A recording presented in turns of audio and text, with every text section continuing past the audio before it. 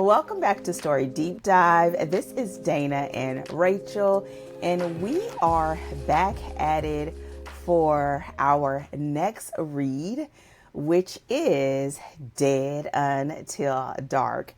And this is our first episode, just going over an overview of what you can expect as we cover this book over the next few weeks. But before we dig into this overview and what are some of the things we're excited about talking about when it comes to this story, well, we usually do small talk, y'all, and and after a handful of episodes, was that a reference to the agenda? Just a little bit, When you're hosting. Yeah. I will accept no shade any longer about my references to following the agenda. Listen, I didn't say check. I did not say. You also didn't say, because it's on the agenda, I must ask. So Exactly. See, it's different. Same, but different. But one of the things that I wanted to sort of chat with Rachel about is now that we are at the time of this recording, this is our third book into this podcast, which means it's our third month into this podcast. And we talked about doing this podcast for at least 2 years. 4? Has it been 4? Possibly 4, yeah, because the thing is when we were getting our editorial certifications, we started studying together. That was back in 2020, and we had, so it's maybe been 3 to 4 years, because we'd been talking, because once we started like really studying together, that's when we were like, we should maybe do something together, because as we really quickly, right, started to see like how we both think differently, but then we teased out really interesting, like we had all these really interesting conversations when we would meet. But yeah, that was, we're knocking on something like 3 or 4 years ago. Oh my goodness. And we've seen like podcasts come and go. And one of the things that we always talked about is just an overflow of the conversations we always have anyway. And so we talk about books with our clients. We talk about books with each other. And so then when it was time for us to sort of sit down and really say, we're going to do this, like for real, because we got close a couple times and then it just didn't happen. I know, so close. And this time, like, we just kicked the ball over. So I'm really curious about like, what are your thoughts now that we are doing this and having these conversations? What are some of the thoughts that you're having? Yeah, well, I gotta be honest. So, we joked about like, we gotta do a podcast like this. We'd have these really good conversations when we were just like chit chatting, or when we use Marco Polo and send stuff back and forth. And we'd be like, oh, this is why we need to do a podcast. But I gotta be honest, I'm so glad that it's been up until this point, like that it hasn't started up until this point, because number one, really it gave us a lot of opportunities to finesse the actual structure. Because if you remember, the first vision that we had for this, we were going to read 4 books for each month. That's right. We were going to read like a stack of related books that we were going to bring to the table for each podcast. We're not going to tell all that business, because who knows, we may still do that. But yes, I do remember. We might yet. But yes, but it was a huge ask, which is what delayed us in the first effort, when it was like, we're like trying to read all the books and then we get all our notes together. And so it went through multiple iterations, but I feel like once we got here, from our own experiences, like teaching and working with clients, and also honestly recognizing how much we can talk about just one book. Like like you said, we might yet, do a month where it's like, we're going to, do this whole thing with all these different books. But we've been able to have really in-depth conversations on a single book. And it, like, it's been so, I'm glad that it's not almost in a way like muddied by having to juggle multiple other stories that we're trying to talk about, because we can't even stick to time talking about one aspect of one book. And so, but it also means we have the freedom. I don't, leave it to me. Friggin' rule follower over here. But I think it's given us a lot of freedom to really go into, and again, what we're finding is we haven't even scratched the surface, even when we do that. And I know I personally, over the last, 3 or 4 years, have grown a lot in, as an editor, as someone who's, working with clients and using novels as a tool for both for teaching generally, as well as, in actually working with my clients. And so I feel like now I'm glad we're doing it now, because I feel like it's the right time to be doing it. And so I'm so stinking happy that now, that we finally hit the right time, because I get to spend 4 hours every other week with my best friend. I'm not going to argue with that one little bit. But I also feel like I've established myself enough that I come to the table and I kind of know what I'm about, and have that level of confidence and experience that I'm able to bring a bit more than even 4 years ago. So this is just, I'm really happy about the timing, but I'm having the best daggone time, and I can't wait to do more of this. So what about you? Oh my goodness, I think you covered a lot of it. I totally forgot about one of the first editions of what we were going to do. We've had reading lists for forever. We talked about them anyway. There have just been times where we just got super busy, and we're super busy now. We're just learning how to just make it happen anyway, which is easier for me to do than you.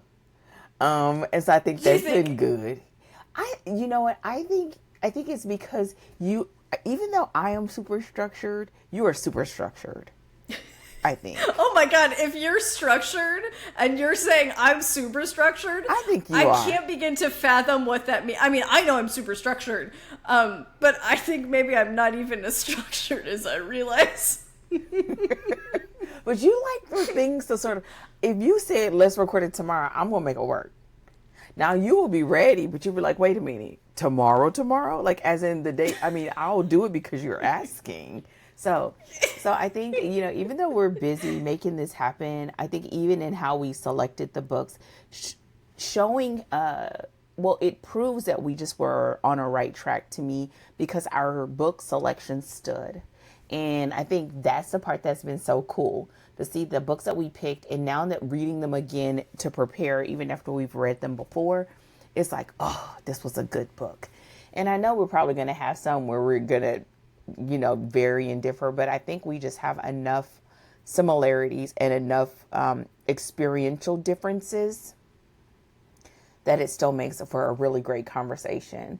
And I hope that it also makes a great conversation, whether you've read the book or not, to make you curious about it. And I think that's what we really wanted, not being like, oh my gosh, we're doing this analysis like this, but just giving enough nuggets and enough insight so that people are curious to find out what it means for themselves. And so, on top of the joking and the laughing and all that, I said it in one of these episodes. I was like, I think it's going to be way more fun for us than it is for them. But if they can have a fraction of as much fun as we're having, they will be having a good old time. Great. We have an awful lot of fun. We do. Even listen, we've been having the technology has been giving me the blues, and we are still just over here just doing the daggone thing. So, yes, I love the fact that our books have stood. I am really enjoying the fact that we're finding a way to just make this work with our existing schedules. And then the other thing is, because we are analyzing this way, and we're having the discussions, we've already, as friends, seen the fruit of having the conversations. Like when we talk about stuff and we talk about books and then we go back to our clients, it makes it so that we've already sort of danced around when it's muddy, so that when we're having the discussions, they're very clear and succinct. And I think we're also having the benefits of it again because we're doing this. And so just doing this and thinking through stuff so that when I'm sitting down to work up my curriculum, I was like, oh yeah, I would say it like this and this. And it's not that you don't do it any other time, but having that back and forth, even when you say things a little bit different and I'm like, that hits different. I like that. Or when we just sort of talk out and just flush it out the rest of the way. And I'm like, yeah, that's what I think, right? That's how I feel about that.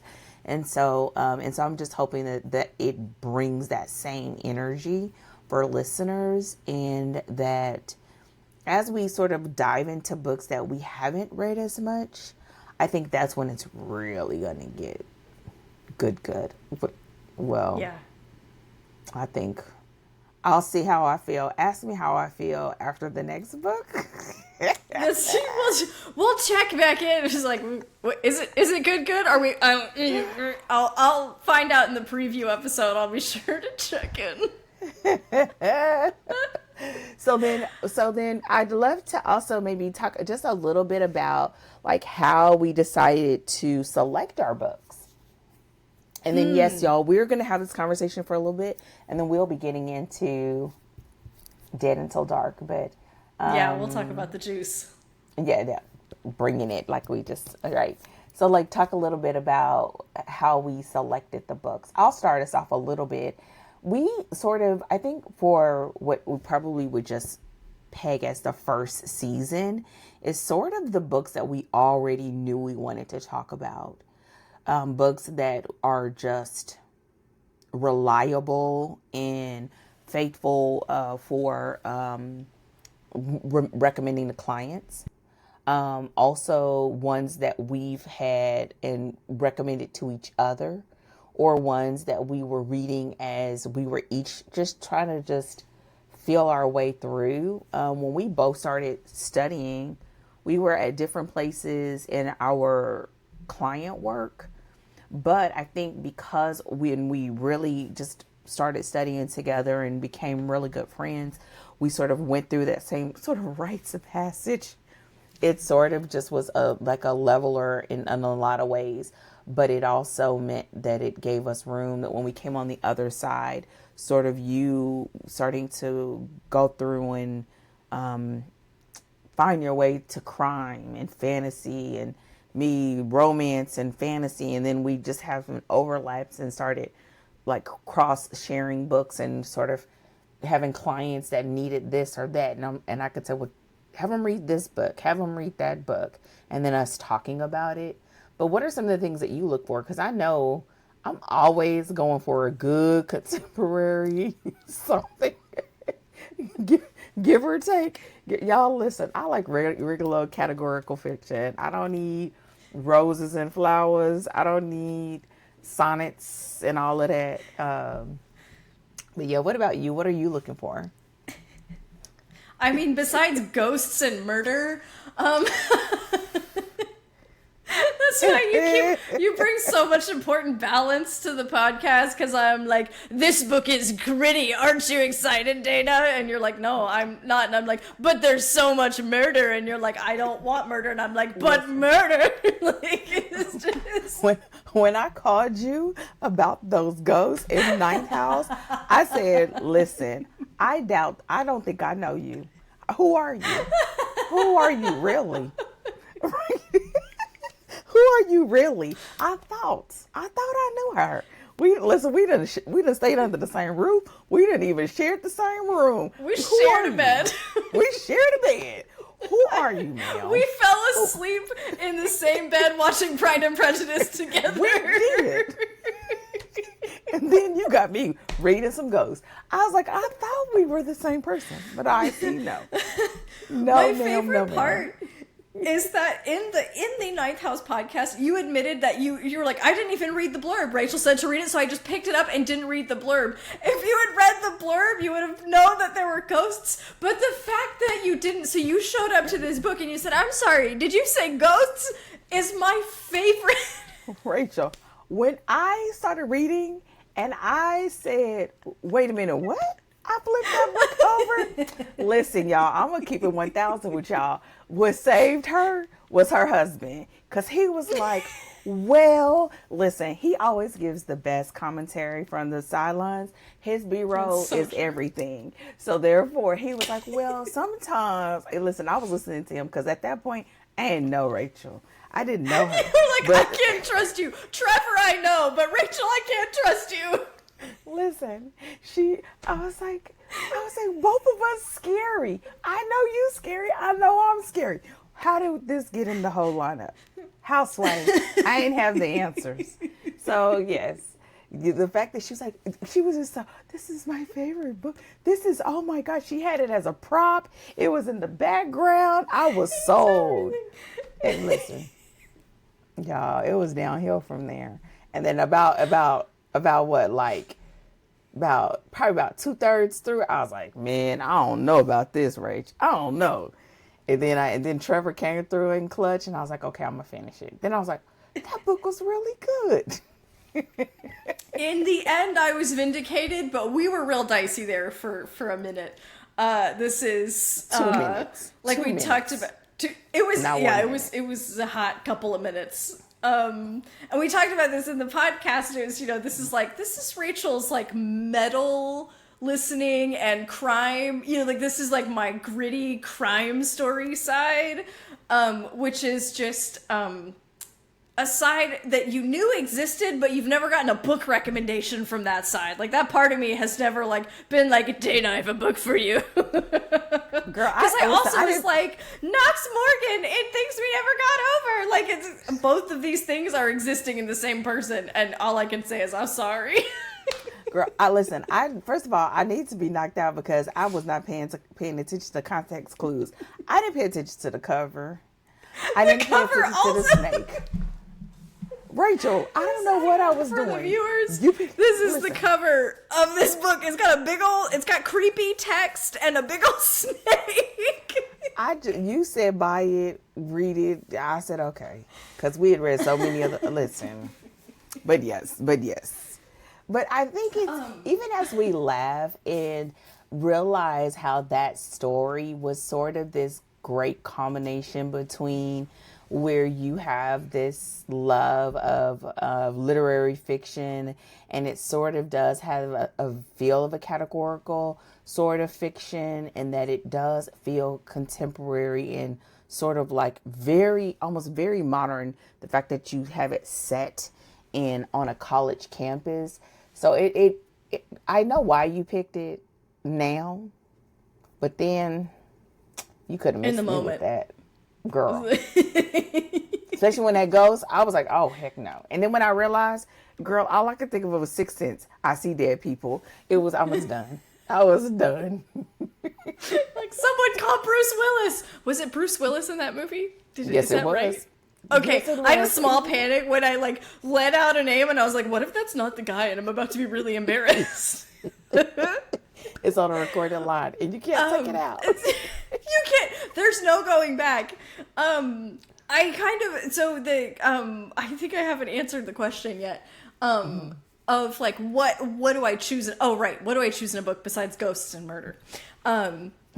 So for these first picks, I know that I was kind of leaning on either books that we had already read together and had good discussions on, which I think is really the case with Dead Until Dark especially, but also books that I have, recommended to clients or taught from, just, getting into the podcast and establishing our schedule and the feel of it, to give ourselves as much of a leg up as possible, into it, minus the fact that I've done through you some curveballs. I guess I gave myself a leg up. I don't know about I'm not sure if I maybe did you dirty just a little bit. A little bit. Yeah. Just a hair. A little bit. But yeah, I was really pulling on books that I've taught from before, and that have enough, that I would strongly recommend a writer learn from it, and that there's plenty for us there to dig into and talk about, so that as we get into new books, we've already kind of established some of our baseline books that we're regularly recommending to clients and talking about and teaching from. And so giving ourselves kind of that strong start with some really some heavy hitter picks that really have a lot going on, so that we can kind of establish the podcast, right, and what it is, and hopefully provide lots and lots of value up front right out the gate. I agree. I know for me, it's similar. I remember one conversation that we had early on, and it wasn't online, like it wasn't a hot mic. What we talked about, where like you really lean more towards masterworks, and I don't. But at the same time, I'm very aware of why I pick certain books and what they can help a writer do.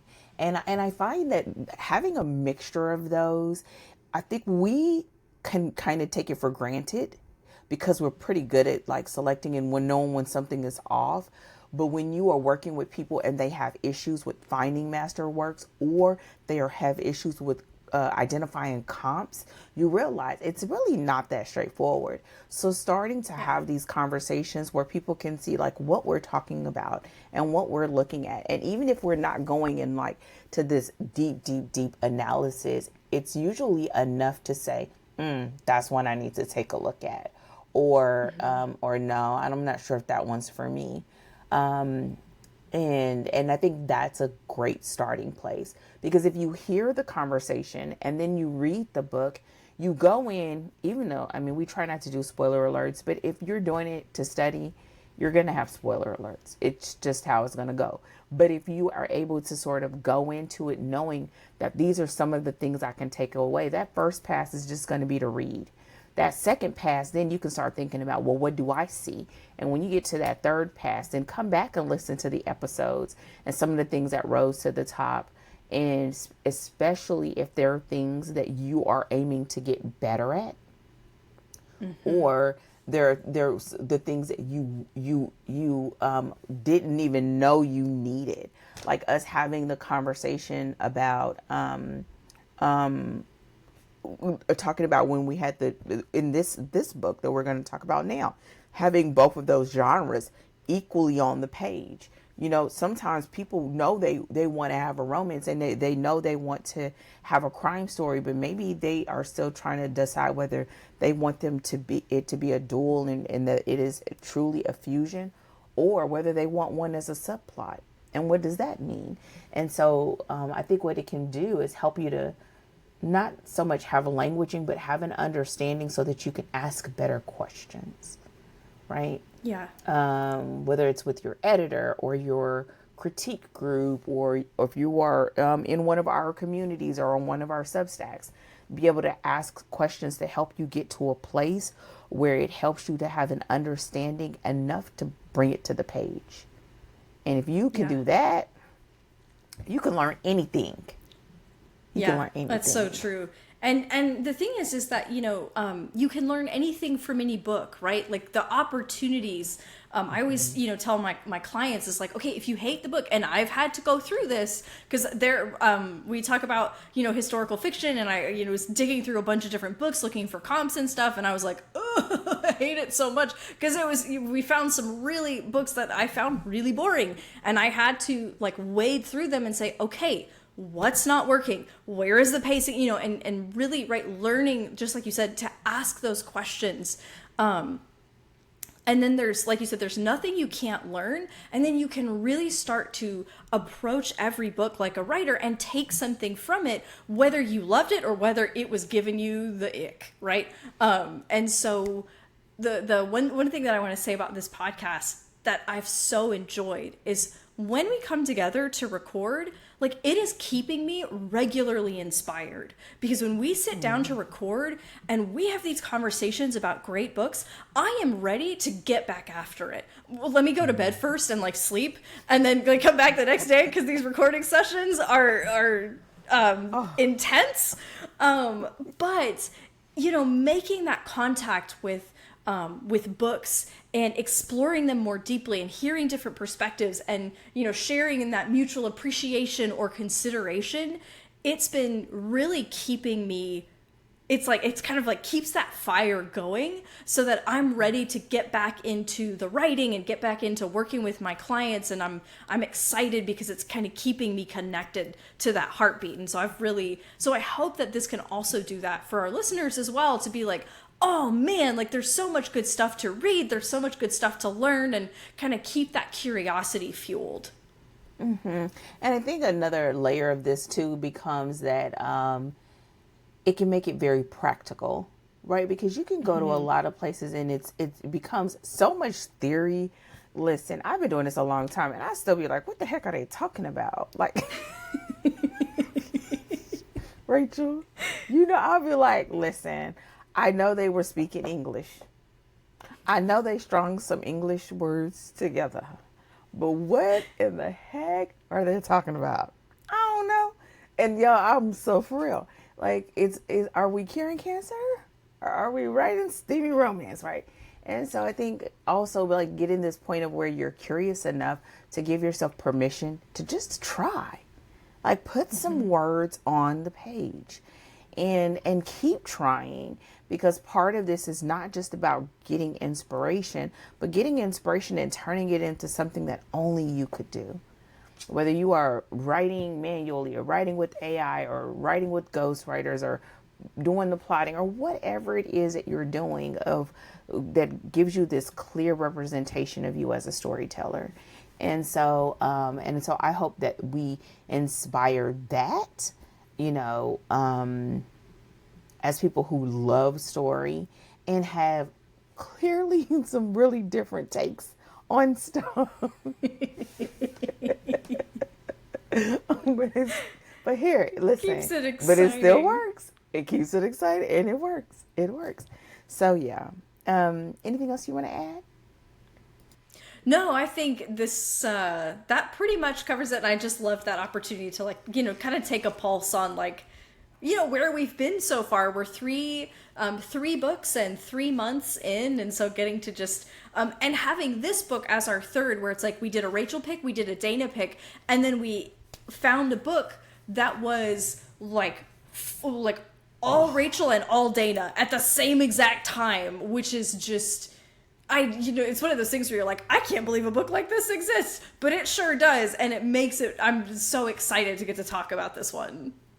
I am too, and I want to say for the record, we've read this book more than once, and it just seemed like because of reading it at this time, preparing for a conversation, I'm so glad that we had recorded enough episodes that by the time that we got to this one, that you're sort of aware of like how the dance happens, because we can't cover everything, but that it really is like neck and neck, both of us, in all the best possible ways, and that you can appreciate the other. And so with that said, I think that's a great segue to the summary. She over here doing spirit fingers. It's not spirit fingers time, Rachel. I'm just saying. Not. Whoa. It is always spirit finger time, okay? I am going to give you my unsolicited and unstoppable enthusiastic moral support. And so you get the spirit fingers, everybody gets the spirit fingers. Listen. I will die on this hill. I didn't know this was a hill that I even stood on, but now I'm going to die on it. I didn't know it was that important, but now it is. And I'm saying it now it's a thing. Girl, I'm done. Tell Trevor come get his wife. Oh my gosh. So with that said, let me go ahead and give you all the quick summary, and we're going to just get into our overview and our preview of Dead Until Dark by Charlaine Harris. Y'all, I every time I see my face on the re-recordings of me trying to pronounce people's names, y'all charge it to my head and not my heart. I promise you. Okay. So Dead Until Dark by Charlaine Harris is a novel that expertly blends mystery, romance, and the supernatural into one addictive read. This book introduces us to Sookie Stackhouse, a small town waitress with telepathic abilities whose life takes a dramatic turn when she meets Bill Compton, a vampire trying to live among humans. But just as their romance begins, a series of brutal murders rocks the town of Bonton, each victim being a woman connected to vampires. As suspicion and danger close in, Sookie is drawn into a deadly mystery where both her heart and her life are at risk. Dead Into Dark is a masterclass in weaving romance with high-stakes crime, creating a story that keeps readers hooked with its tension, character depth, and genre fusion. So today we're going to talk about this story that we, again, have said that we love. And what are some of the things that you want to make sure that readers and writers get from this story? Yeah, so I want to kind of there's a few like high level things that I want to make sure kind of readers and writers are primed for, particularly reading this story, but also for our conversation, right? So number one, we are in like full blown, full mystery and full romance. If you are looking to pull off either of those things, take notice, take notes. My crime clients who don't have a who don't have a romance component, I still have them read this book because it's a very well done mystery and it's a fully like playing fair with the audience, investigation, clues, killer on stage, hidden in plain sight, mystery. And then it's also, if you're looking to combine those two, if you're doing something like writing a mystery romance, this is another great read for that. But, and I say this in every episode, I'm going to bang on about it for the next 3 episodes. And I really do think it's important because it just changes the way that this story unfolds in certain ways. That this is the first novel in a series, and in a serial style series where every book is kind of a standalone adventure in this world following this one protagonist. And the reason that's important is because this book is setting up a lot of things we're going to explore in the rest of the series, and it's going to close its loops on a story level, but it's opening up many more loops to lead us into the series. And so that does change some of the ways that we approach the romance, as well as, the extent, for example, of character transformation that we see, right? Because it's the series or the transformation is not complete in this one book because we're about to go with Sookie on a whole bunch of adventures. And I think that adding that caveat is like, you should study this book for what it does, but having that caveat will help you to be wise about the way you're approaching the book and how you're studying certain aspects of it. I totally agree. I do want to sort of point out, and not just as in it shows up the same way in every single book, but just understanding when we say that it's both aspects, romance and mystery, and it's a crime story, when you bring those two together, that means that those two components are present at every major turning point of the story, that they inform and provide conflict and tension and sometimes relief to each other. And it really is sort of match pacing each other throughout the story so that you don't get one or the other that's the subplot for the other. And honestly, there's been other stories like we talked about in our opening that they are subplots, and you don't find a lot of stories that really hold it tight neck and neck like this story does. And before we get to the next part that I want to say, we did want to show the covers. Now listen, this book was released in 2001. Rachel got the snazzy cover. Y'all, I'm gonna have to show y'all my Kindle. I got the old cover that looks like a floating vampire. Yeah, this looked like somebody's child did it. I know it's probably with some wonderful artist. I apologize, but this is what my cover looks like. Can we see your cover, Rachel? Yeah, I want to say the thing about that cover is that it doesn't exactly scream sexy vampire adventure. It doesn't. Okay. Y'all, this is funny because by this point you guys know us, okay? So she has kind of like the old school cover. Why is old lady Rachel running around with this sexy old cover from the HBO series? Because this is a visual bit. For the viewer or for the listeners, you just should know that the cover is like a very pale woman with very red lips, and it's like from the nose to like the bottom of the neck, so it's not a lot, and the focus is on very red lips, and you can see a little bit of white fang in the teeth, and then a little trickle of blood down the side of the mouth, but then the tongue is coming out to lick the blood. It's a very sexy looking, like this screams sexy vampire adventure, whereas Dana's is giving like Nancy Drew, kind of like Nancy Drew but vampires, you know what I'm saying? So it's just important to us that you see the two different, because we have planned to study this book forever. I have studied it. You can see the volume of tabs that we're working with where I tracked the crime versus the romance.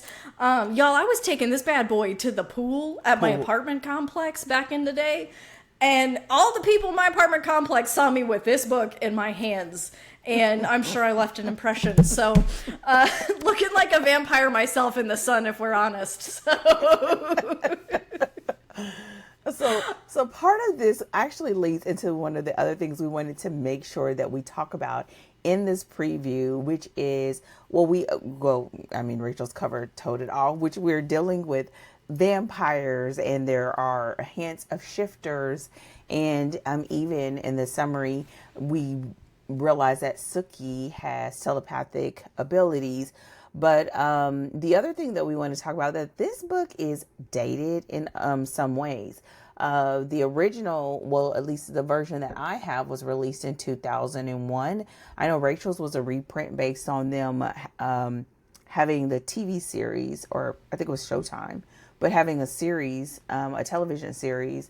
And so one of the things that you're going to find in the in the book version is the fact that it's dated. So how they sometimes refer to people of color, how they may refer to people that are in the LGBTQ community. But on the flip side, it is a book that has a lot of diversity as far as the characters, beyond the fact that you have other species. And some of the most prominent themes can be connected to that as well. But you are set in a small town in Louisiana. So it's a small southern town, and you know it. You know it by the dynamics of everything that's going on, and even to the point of what pulls Sookie in, because everybody knows everybody, and everybody knows everybody's business. Well, give or take the other stuff that comes to the light because of the investigation. But and so those are some of the things that you really want to know. I don't believe that it takes away from what you can learn and enjoy in the story, but it is worth, because every once in a while I was like, did they just? And it's like, yeah, they did just say that. Yeah, and we had this we'll have this conversation later in the podcast where and you'll listen to us as we're actually kind of wrestling through what language we would use, because what the way that I kind of labeled it is we have a dated handling of a diverse cast. So in the story, like Sookie is someone who is I think that she's meant to be portrayed as tolerant, right? So she really likes the members of the LGBTQ community who are in the story, and she forms friendships so we have some representation of like ethnic representation in this book, and then we'll see more of it in like later books as well.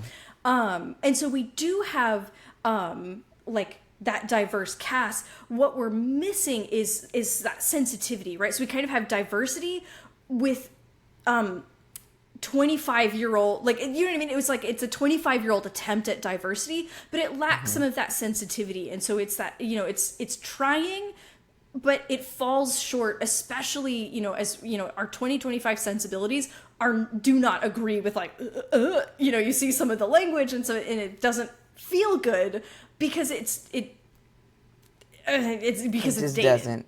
Yeah. And I think it's not, and we can also say it's also the same way when it comes to some of the comments about women, and and even in the sense of like misogyny and prejudice. And so, what I like, even as we're talking about this, that these actually fuse onto some of the themes that are part of this story. So almost unintentionally, you are addressing it, even in the dated capacity.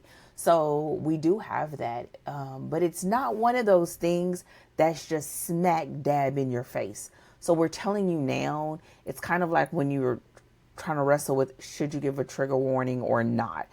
It's almost like you giving the warning is more than the actual presence of it in the material. But I think it's still important to note. And so we've said that. Another thing that did you want to bring anything else with that? Because I don't want to. Oh, no, I think we covered that. And again, I just think it's important to like kind of to have both of those things in hand of like, the effort as well as the like where it falls short. And I think it's important to note that because we're telling people you should go read this book. And so it's important to be like, hey, we're not advocating for everything, like for, everything that's in the book. And so we're recognizing its shortcomings. But I think that this is also a good segue into, this is not a conversation of, like what would be like considered sensitive or offensive, but it's interesting because we are also dated kind of in the romance in some of the like romance language. Yeah. So can you talk a little bit about, so this book is steamy, and the thing I want to say to kind of like lead into it, as I was reading this book, what's funny is, so Dana was like, oh yeah, this book actually is pretty steamy, right? And it's sort of like oh dang, yeah. What's funny is when I was reading this book, I was like, this isn't as steamy as something like, say, The Things We Never Got Over. And I was like, well, that seems weird. Like, I remember this book being like, oh my goodness, oh dear, oh, what do I, and then I'm noticing that it's not as steamy. But not that it's not as steamy, but it's less explicit in the steamy scenes. As something like The Things We Never Got Over. And this is something that you explained to me off of the recording. And so can you talk a little bit about the change in the language, over the last 20 years in your in your romantic scenes? So the first thing that I will say is that we can say steamy depending on if you're a part of the book talk or TikTok culture, you may call it spicy.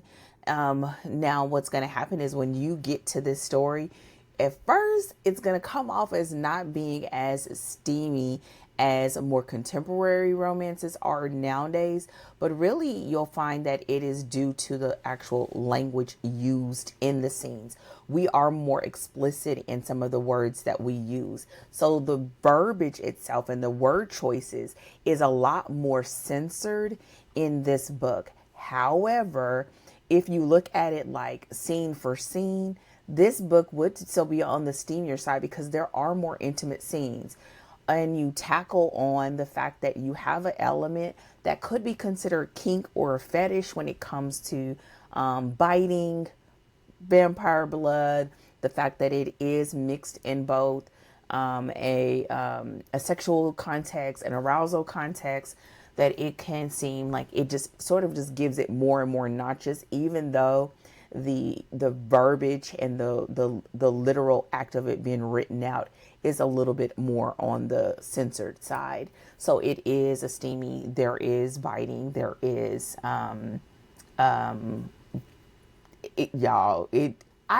listen, Rachel said it and y'all know she says it better sometimes. But in the beginning, I was like, girl, where you see it? What page did you say this steamy on? Because if you come from a regular steamy, it's like, it's not really that big of a deal. But when you go back and you start studying and like, okay, well, how many scenes are they? How do they progress, etc. It's like, okay, maybe this is.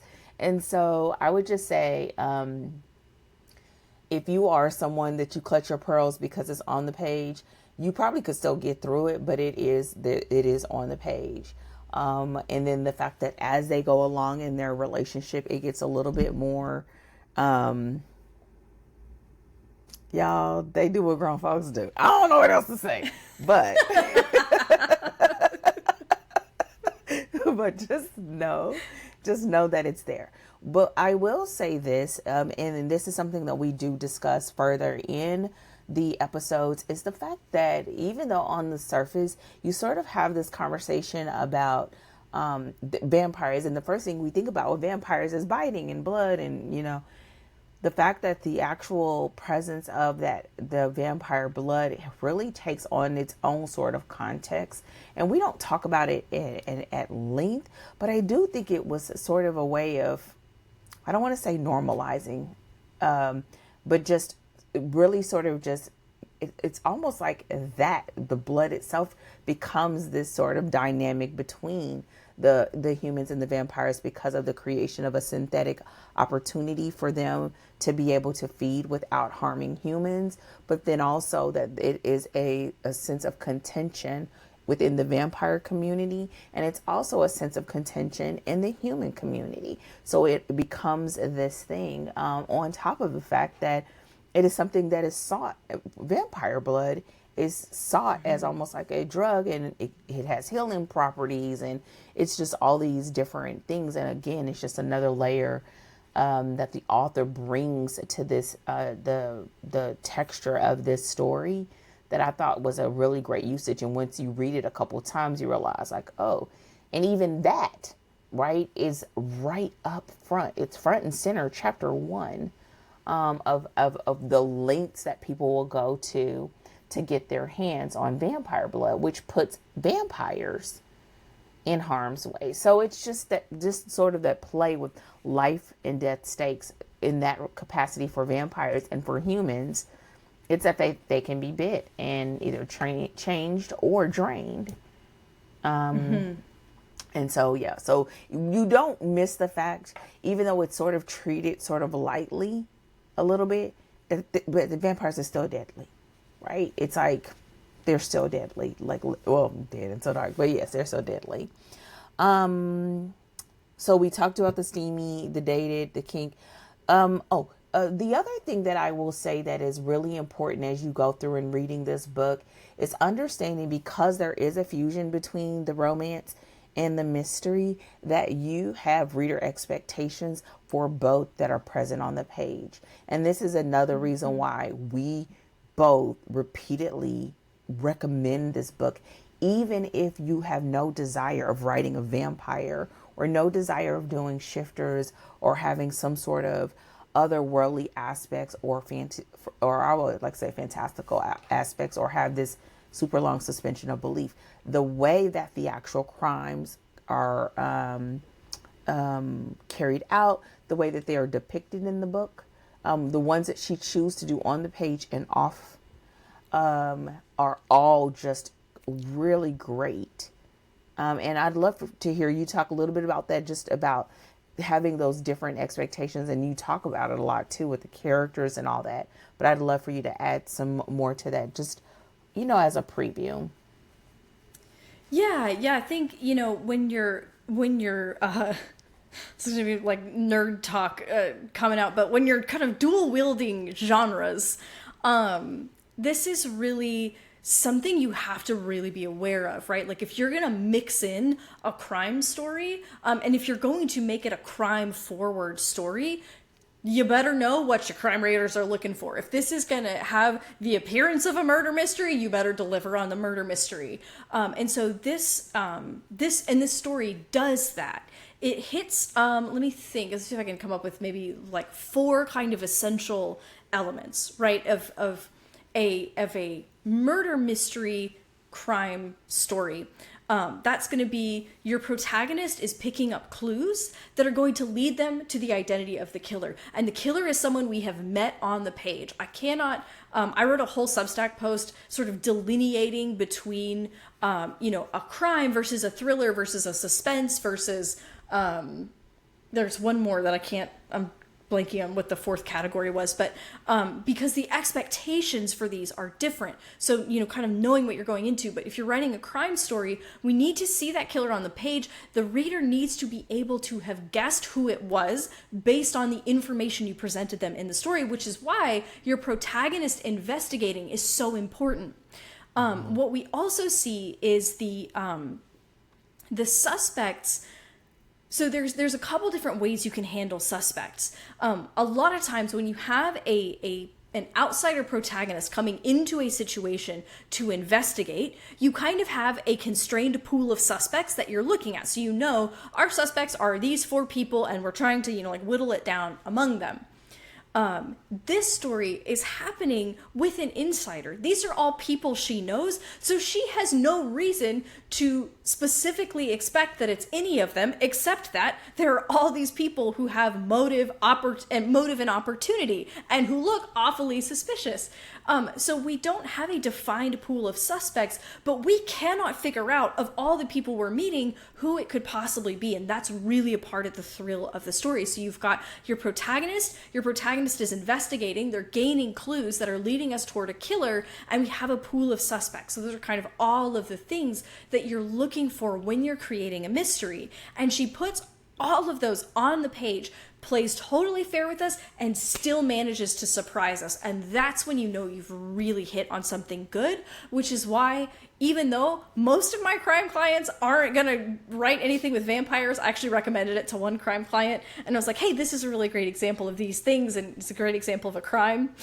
And the first time a vampire showed up, which is, right as she opens the book, and she was like, I'm sorry, vampires? What?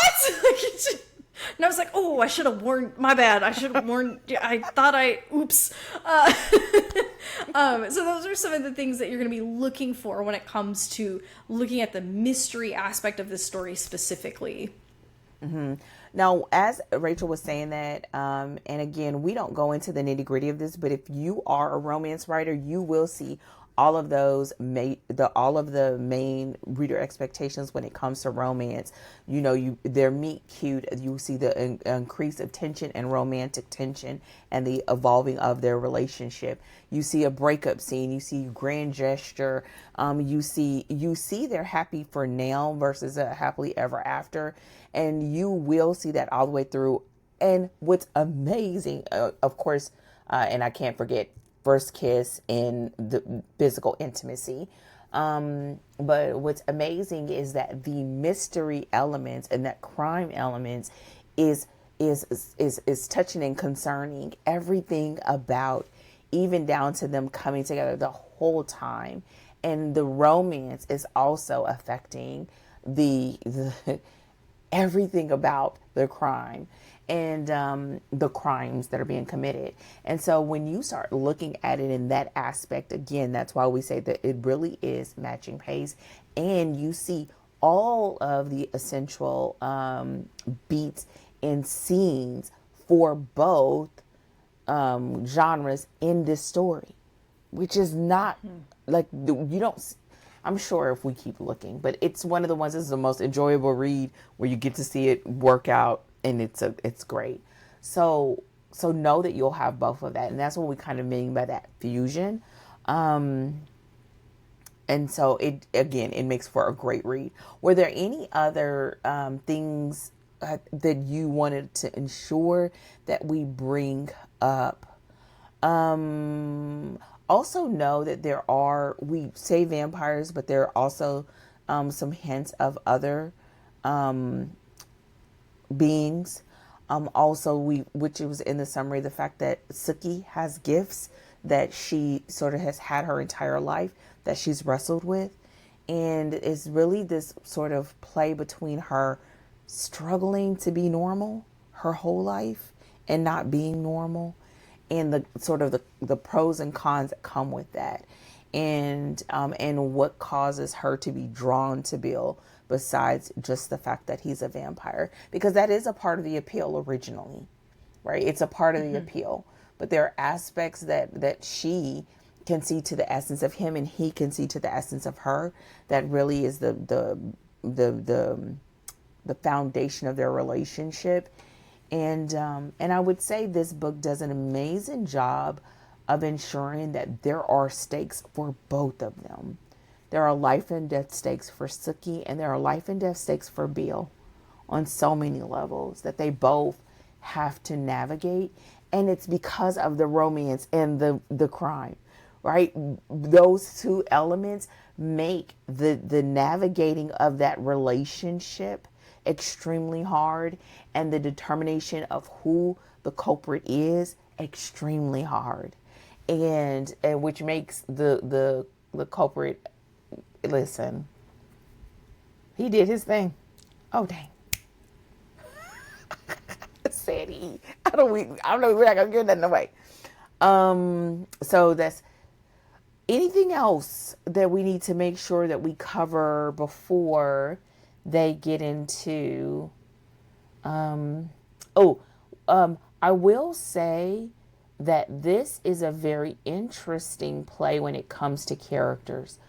We do talk about this, the fact that for the environment, usually in a small town story, you have a lot of secondary characters that sort of just add color and dynamic. And you do have that to a certain extent, but it's not as in depth as you may find in some other stories of this kind, I think. Yeah.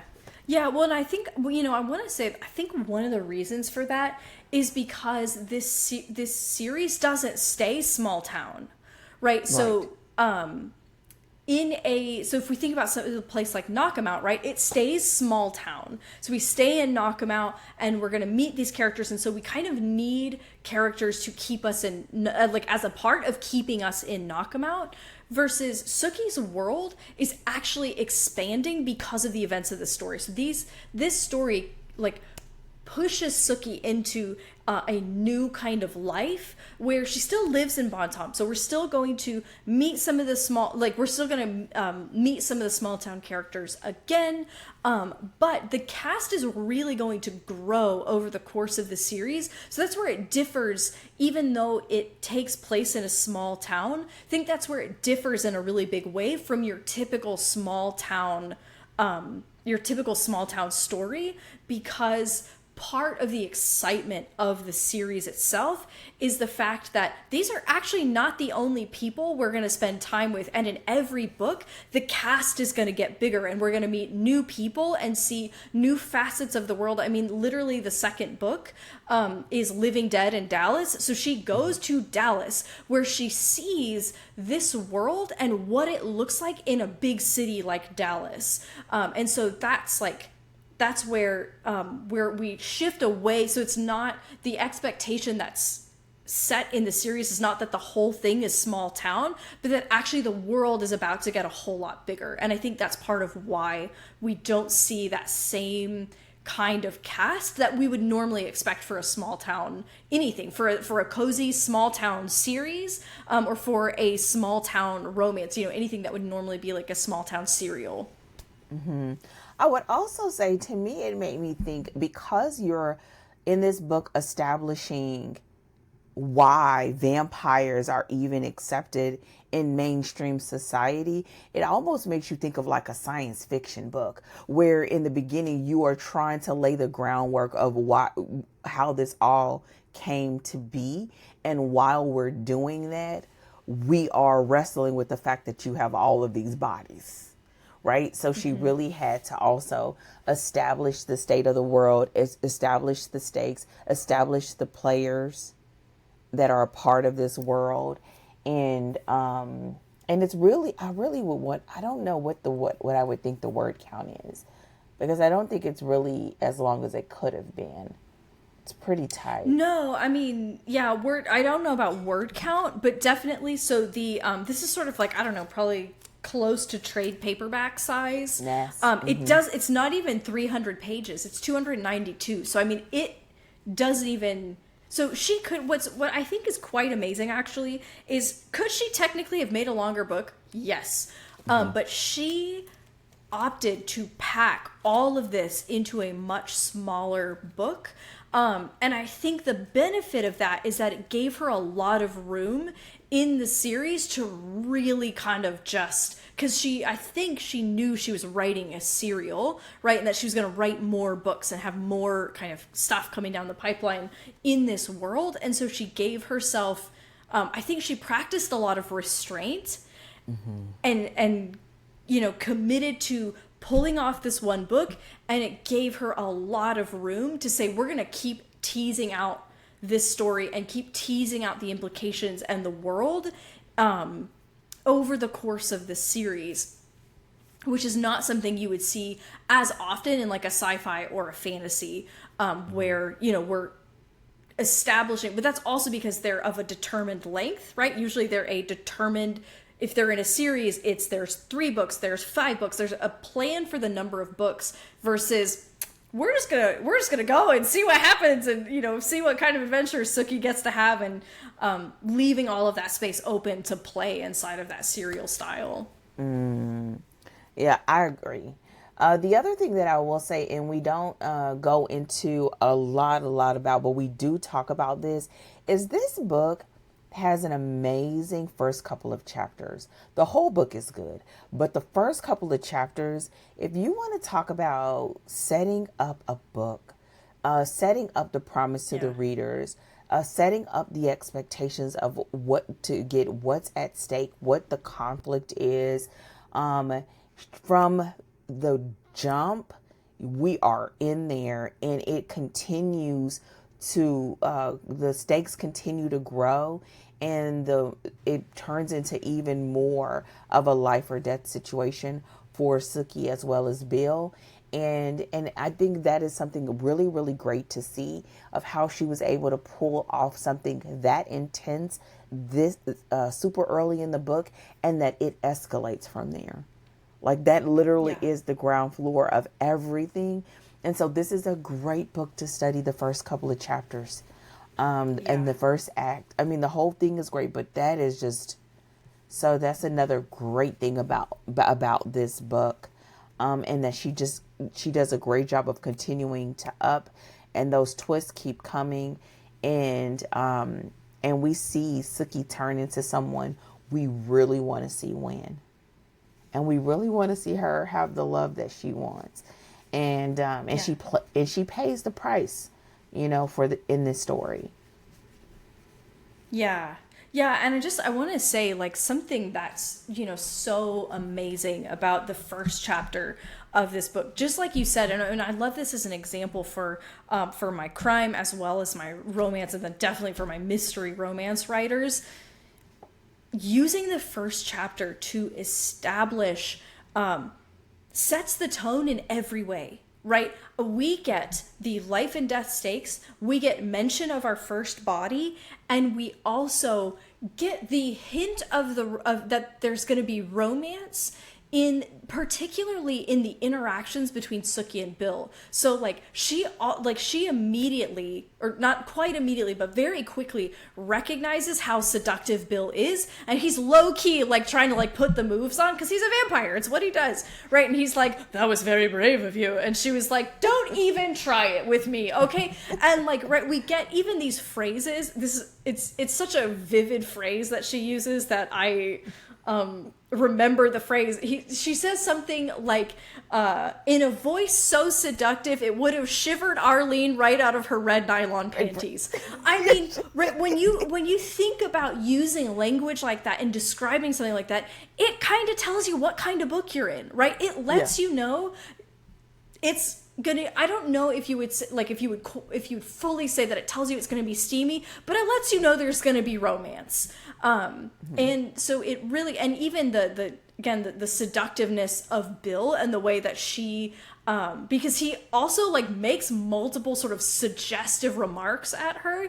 And so again, it establishes that romance tone and the, almost like that sex is on the table in this story, right? And so it really, but it does all of that, right? I mean, we have life and death, we have our first body, and we have some sort of sexy, suggestive vampire remarks that tell us everything that's about to be in this book as far as tone goes, you know? Mm-hmm. I think it's hilarious that Rachel's talking about sex is on the table. Listen, I'm be the true romance person. As soon as she said my vampire, I knew, right? She says my vampire. When my vampire came into Merlot's, and as soon as you see like that, it's already this sense of association, almost her own version of claiming, which is a huge sort of universal fantasy sort of vibe of that you find in romance. And so you see that from the beginning. So you really could spend a lot of time just sort of just sitting in those first couple of chapters to get an understanding of what you're going to come across, and the fact that the promise is made in both the romance and the crime story.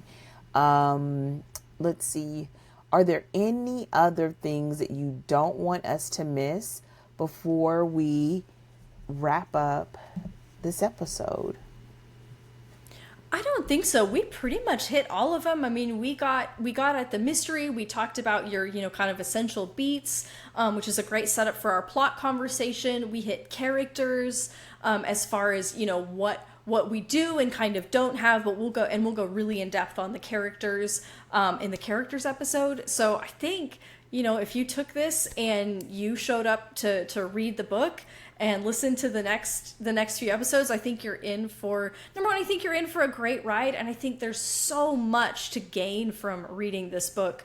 And I think that everybody is kind of well primed for that experience. So I hit everything that was on my list anyway. I think the last thing, because I don't think, this is what happens when you record multiple episodes, okay?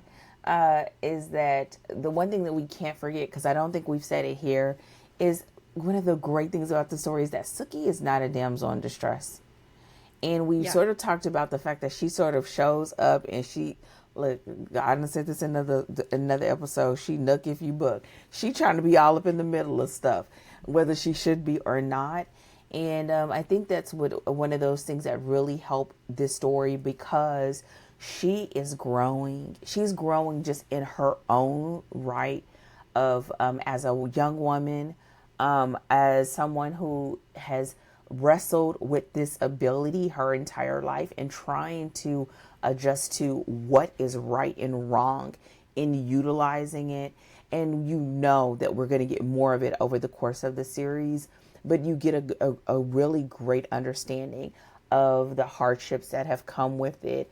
And in this story, she's got to wrestle with that, because it could be the difference between the right person going down and the wrong person going down. And it just makes you, again, root for Sookie. Even when she's just a ham, because she's like, I'm Sookie Stackhouse. I'm like, Lord, if she don't quit saying her whole name, her whole entire government name.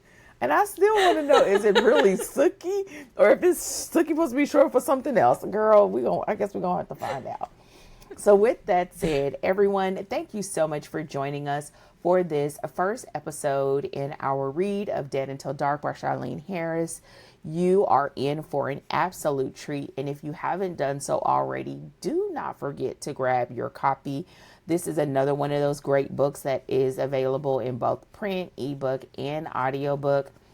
And we will be moving forward in talking about the plot and characters just like previously. So join us for future episodes and go ahead and grab your copy of this book.